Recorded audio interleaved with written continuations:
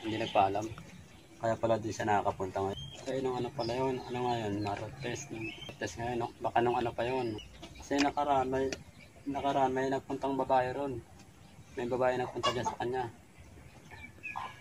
Iwan kung kano-ano niya yan. Oh, may babae ako nakita rin sa kanila eh. Dalawa lang sila eh. Oh, ando sa loob. Hanggang kwentuhan. Mahaba yung buhok ng babae. Ano na rin, mga nasa po. Medyo maputi. Mahaba ang buhok.